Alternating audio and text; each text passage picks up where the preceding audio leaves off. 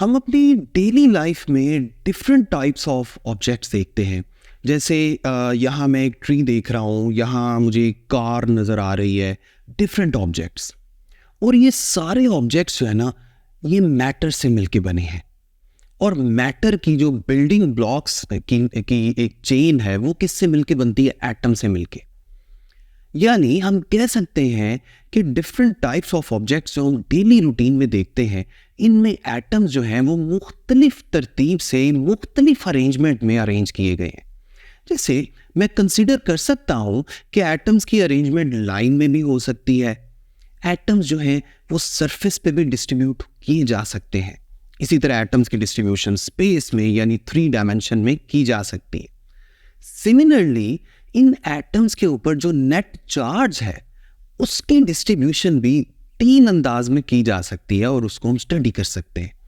यानी फर्ज कर ले, यहाँ चार्ज लाइन पे डिस्ट्रीब्यूटेड है, यहाँ चार्ज पूरे सरफेस पे डिस्ट्रीब्यूटेड है, और यहाँ जो चार्ज है वो स्पेस में 3 डायमेंशन में डिस्ट्रीब्यूटेड है।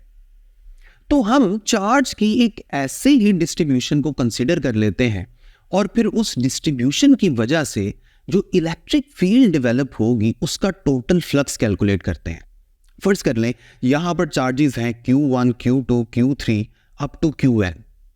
इन सारे चार्जेस के इर्द गिर्द एक क्लोज्ड सरफेस फर्ज कर लें और आप गौर करें, इन चार्जेस की वजह से जो इलेक्ट्रिक फील्ड लाइंस हैं, अगर मैं ये सारे चार्जेस पॉजिटिव फर्ज कर लूं तो इलेक्ट्रिक फील्ड लाइंस तो आउटवर्ड ही होंगी हर चार्ज की। अच्छा, मैं फर्ज कर लेता हूं कि पहले Q1 चार्ज के इर्द गिर्द एक छोटा सा सफेयर इमेजिन कर लें, एक छोटा सा फुटबॉल, और इस Q1 का जो टोटल फ्लक्स होगा थ्रू दिस स्मॉल सरफेस वो कितना होगा? ये हमने पिछले टॉपिक में कैलकुलेट किया था, वो आएगा Q1 divided by epsilon not. इसी तरह अगर मैं Q2 की वजह से फ्लक्स कैलकुलेट करूं तो वो कितना होगा? वो भी Q2 divided by epsilon not. इसी तरह मैं Q3 के इर्द गिर्द एक छोटा सा सरफेस फर्ज करता हूं, Q4 के इर्द गिर्द एक छोटा सा सरफेस फर्ज करता हूं, क्लोज सरफेस। इसी तरह चलते चलते मैं Qn के इर्द गिर्द भी एक closed surface in the form of फर्ज कर लें सफेयर में फर्ज कर लेता हूं। तो इन सारे चार्जेस की वजह से इनके अपने अपने सरफेस या अपने अपने स्फीयर के अंदर से पास करने वाला टोटल फ्लक्स हम कैलकुलेट कर सकते हैं 1 बाय 1। यानी Q1 के इर्द गिर्द जो टोटल फ्लक्स है Q1 के सरफेस के अंदर से जो पास कर रहा है वो है Q1 divided by epsilon naught. Q2 का है Q2 divided by epsilon naught. Q3 का है Q3 divided by epsilon naught. Up to Qn का फ्लक्स क्या होगा? Qn divided by epsilon naught. फिर आप क्या करेंगे? आप फर्ज कर ले इन सारे चार्जेस के इर्द गिर्द एक बड़ा सरफेस भी है, बड़ा क्लोज सरफेस है जिसके अंदर ये सारे चार्जेस मौजूद हैं, और उस बड़े सरफेस या बड़े क्लोज सरफेस के अंदर से पास करने वाला टोटल फ्लक्स हमने कैलकुलेट करना है। तो जाहिर बात है वो टोटल फ्लक्स इन सारे चार्जेस के थोड़े थोड़े फ्लक्स के सम के इक्वल होगा। तो फिर मेरे पास टोटल फ्लक्स की इक्वेशन आ जाएगी, phi E is equal to phi1 plus phi2 plus phi3 up to phi n।